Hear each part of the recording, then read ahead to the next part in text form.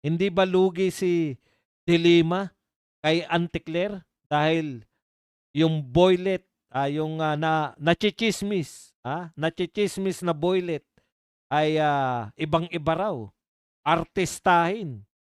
Eh sabi ko hindi po. Dahil iba naman ang tipo ni De Lima. Yung mga tipo ni De Lima eh, ang gagawin mo sa akin?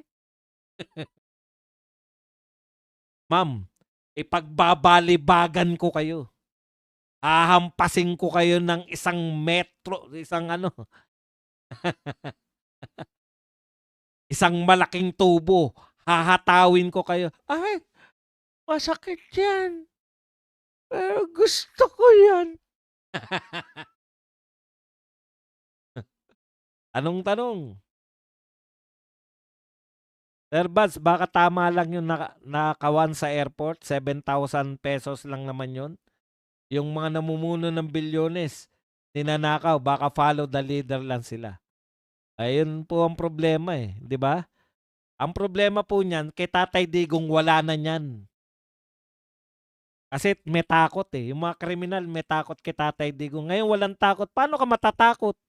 Naisip siguro ng mga yan, puta sila nga, mali-maletan ninanakaw eh. Kami, 7,000 lang. Boss, ano naman ang tipo ni Our Lady of Insertion? Kakaiba rin yun. Pucha yung ang tipo naman ni Our Lady of Insertion,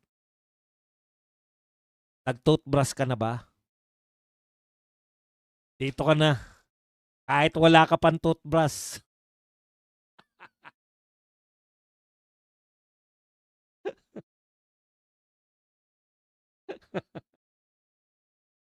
Meron akong automatic na toothbrush sa'yo. Talaga?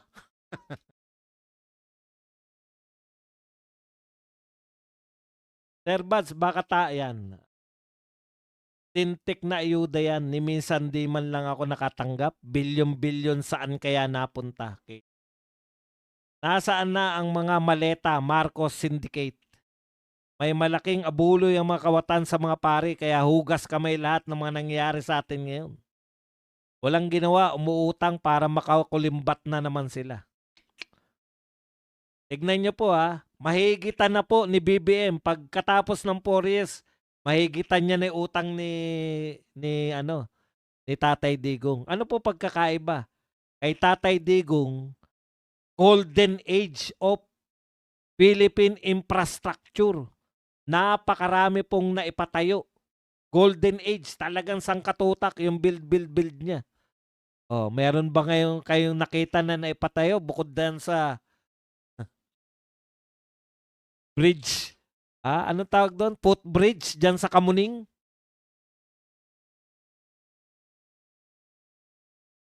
Kumusta na sa Manyakis, Tatay Badong? Hindi ko na, pag may mga topic kasi, hindi ako nag-ano kay Arn eh. Pag wala lang akong mga topic, tinitignan, sumisilip ako. Tatay Badong, may part 4 na yung Jing Paras versus third floor. Wala ka pa ding napapanood. Ano ba talaga pinagtatalunan nila? Sige nga, bigyan nyo nga ako ng gist para magka-interest ako. Minandro, mag-iingay yan si Arn pagkatapos ng Semana Santa. Boss Badong, bakit tameme ng issue sa Maharlika Funds? Sino ang nakinabang? Ang dami po talaga. Ang dami pong pondo. Meron pang pinagbentahan ng ginto. Meron pang pinagbentahan ng mga lupa natin, mga ari-arian. Talagang ang dami pong lumabas na sayang na pera natin ngayon. Yan po pagkakaiba kay Tatay Digong. Nagkautang si Tatay Digong, pero nakikita po natin.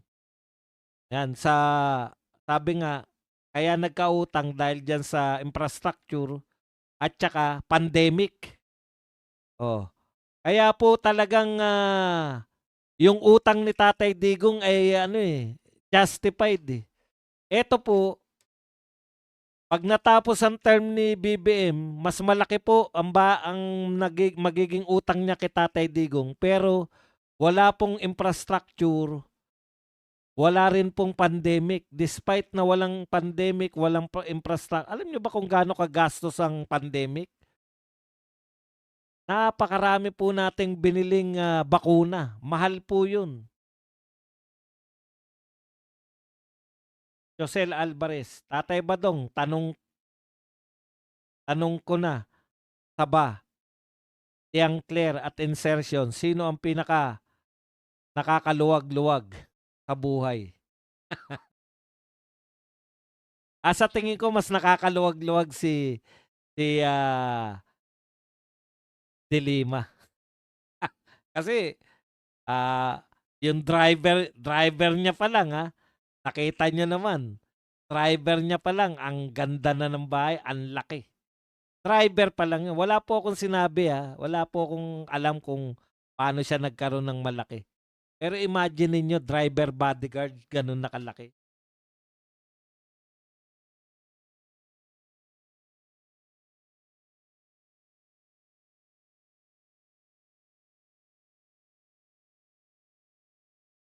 Llamas, mismo na ba si BFF kaya ka nagkakaganyan ngayon?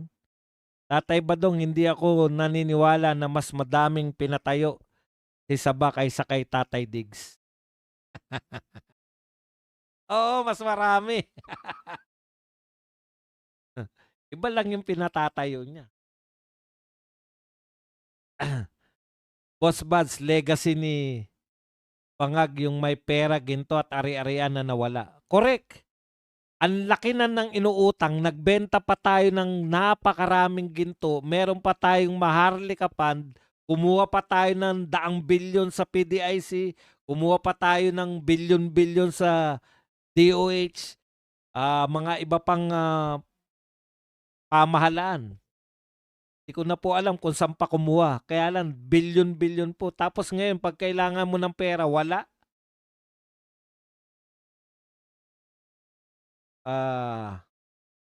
Doc Buds, tanong ko lang,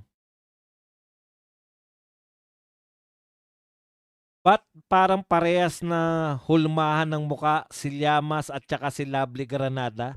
Hindi kaya mag-ama silang dalawa? Uy, dahil daw sa mga paglantad daw ni Lovely, ay marami na raw bumaliktad na mga taga Mindanao laban sa Duterte. Antindi, no? Ano ba sinabi ni Lovely? Na alam ko hinahamon niya lang si BP Sara dahil doon, ay hinahamon si BP Sara, ay babaliktad na kami. Ganun ba? Inang baba yan. Hindi. Nag-British accent lang eh. Hindi naman daw ganun yung mga British accent.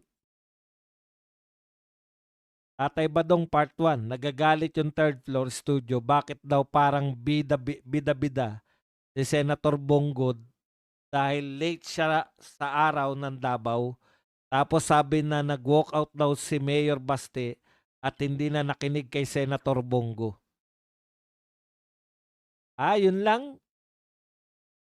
Pala. Sir Buds, totoo talagang surveys na si BP Inday kasi yung mga supporters nagbabalayan sa pwesto. Ano? Totoo kasi yung mga supporters nagbabalayan sa pwesto. Ano nagbabalayan? Mas lalo mo akong ginulo eh. Hermapilya.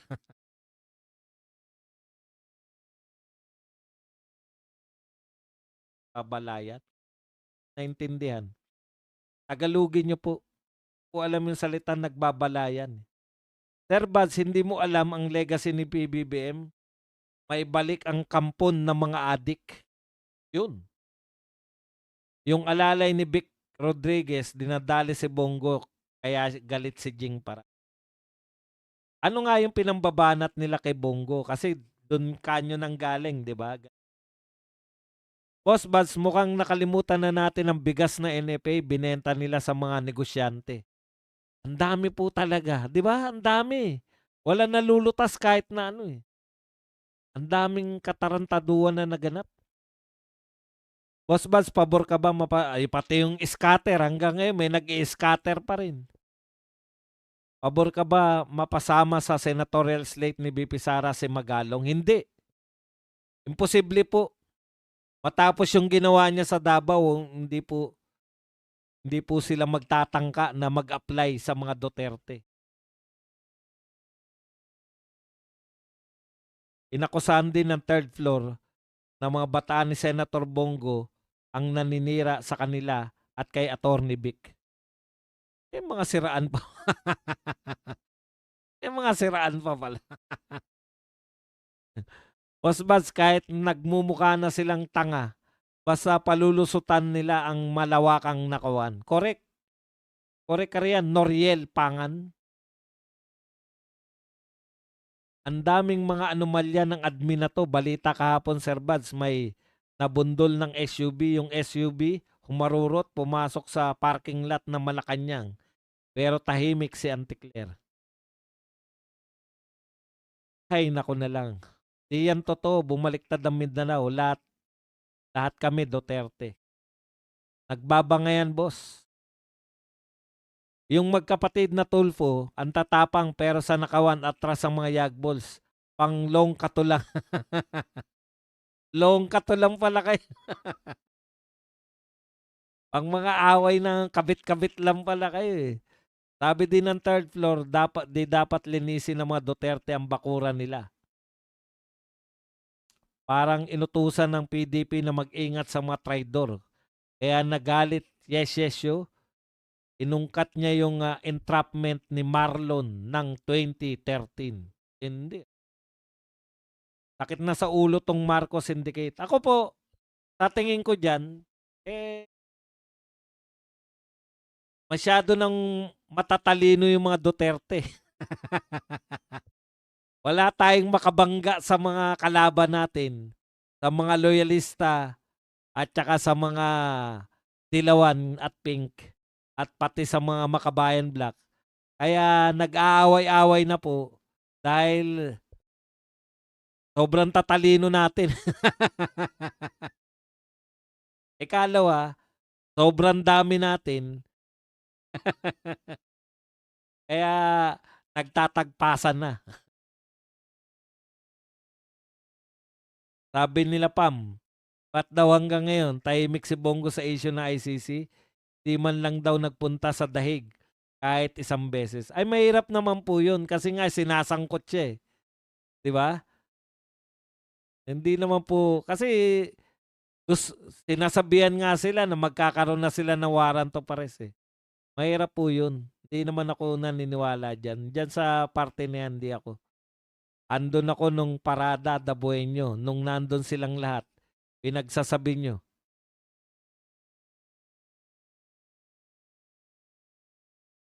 Abulin daw nila ang mga magnanakaw. Kaso ang bilis magtakbuhan, kaya nga ang tong bayan. Ang umahabol sa magnanakaw din. Paano mahabutan? Ginawang normal ang nakawan. Correct. Imelda Marimla. Good evening, Boss Buds. Gusto po ni Dilima, pasaan silang dalawa. May pasa-pasa, no?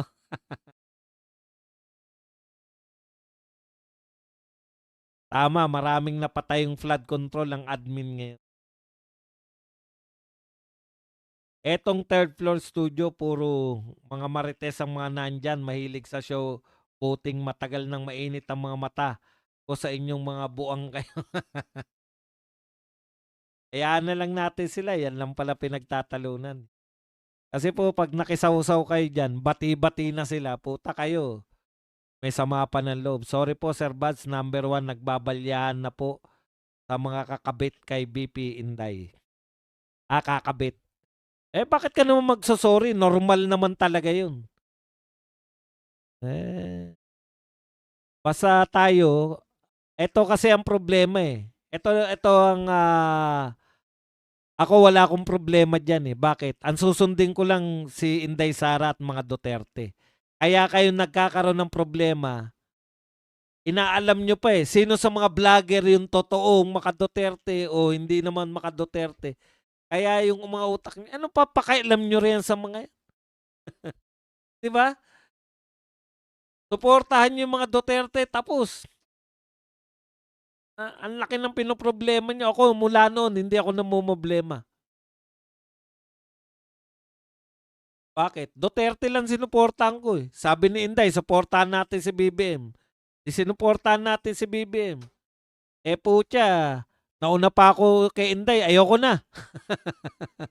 Nung binabanatan nila si Inday sa, ano pa lang, confidential fund pa lang, putya binanatan na natin yang mga 'yan. Mahinayo pa kayo. Agree ako sa'yo, Badong. Samantalang si Bongo ang urig na DDS. Ayan, alam niyo ito lang po ang, 'wag niyo pong problemahin. Ako payo ko lang sa inyo ganito, Duterte lang ang pakinggan niyo. Tapos, kasi 'pag nagbanatan yung mga vlogger, tapos kakampi kayo kung kaninong vlogger, ako lahat 'yan, friends to all, enemies to none ako basta vlogger ka ni Duterte. Oh, kita niyo, ang tagal na nag-aaway-away, 'di ba? Nag-away dati yung mga bisdakeros tsaka mga banateros. Wala akong pakialam, basta ako Duterte ako. Pilit na dinadamay ako, marami tayong mga followers na gustong makisawsaw, makiawan. Nagbanatan si Banat Bay si Marlica. Oh, ano ba mapakailam natin diyan? Basta kayo, ang mapapayo ko lang sa inyo, Duterte lang. Pag mga vlogger na nagbabanatan na, vlogger sa kapwa vlogger, bakit wala na ba tayong kalaban? O questionin nyo rin yung mga vlogger na ganun. Uy, boss, pamilya ko sa Pilipinas, 3 o 4 ng beses po ata nakatanggap ng ayuda noong COVID at nakilista ang mga pangalan nila sa barangay. Kaya alam nyo, name pinupunta ng pera noon, panahon ni Tatay Digo. Halos lahat po nakatanggap noon eh. Boss Baz, natatawa ko pag nag-impersonate ka kay Dilima, nakagatlabi. Diba? Doc Baz, anong ko lang, anong naipatayo ni Dilima? Mga ano, mga mga ano tayo, ano tawag doon sa mga naglalaki ang bakal, yung mga steel bar. O mga steel bar napapatayo ni Dilima yan. Inahataw siya ng mga steel bar. 'Di ba sila? Boss Bads, habol nga lang daw. Sinasabi gusto pa hulihin. Iba usapan na daw yung hulihan. Correct naman. Masyado naman pala kayong, ayun no. Si Amara Timberline, nagpadoble tuloy. Thank you very much muli, Amara Timberline, na nagpadoble ng 200 yen pa rin. Maraming salamat, madam. Yan ang gusto natin.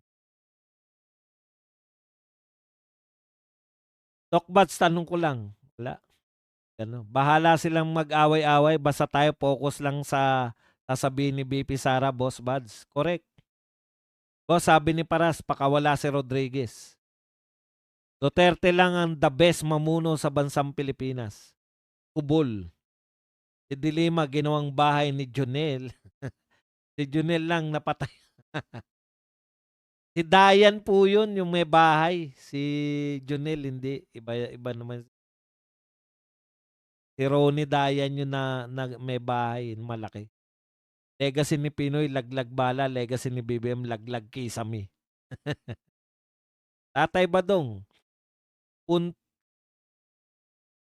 panalo sa Pacquiao second round TKO. O nga, nakita ko nga. Boss Baz, ako kahit yung katulong ng mga Duterte, basta inendorso ni Tatay Diggs, laban na ako. Wala na tayong asahan kay BBM kung ano na lang ang sinasabi. Pinapakinggan, hindi ko maintindihan ang sinasabi. Damit, fertilizer, pansit, dip-dip, dot. Ewan, sakit sa bangs. Diba, Delia? Bahala sila mag-away-away, basta tayo focus lang sabihin ni BP Sara, Boss Buds. Sabi ni Paras yan. Duterte lang the best mamuno sa bansang Pilipinas. Sanay na rin tayo eh, di ba? na nag-aaway-away yung mga Duterte supporters at vloggers. Si Junel lang na patayuan. Hindi. Hindi papayag si Ronnie Dayan sa sinasabi mo. Sabi ni Topacio, si Marlon daw may issue ng extortion sa kaibigan ni Topacio na pulis. Documented daw kaya makakalaban daw ni Topacio sila Pam pag patuloy pa din daw na magchichismis. Sinasabi pa ni Pam na binigyan sila ni Bongo ng pomelo pero pinamigay nila kasi parang natatakot sila na may nilagay.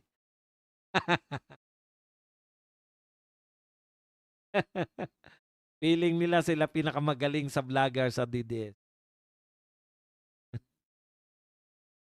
Boss Bas, kung walang pera si Dilima, may papatol pa kaya? Kung mga lalaki po, iba-iba po ang hilig. Kung ang mga babae po, iba-iba hilig. Ganon din po mga lalaki.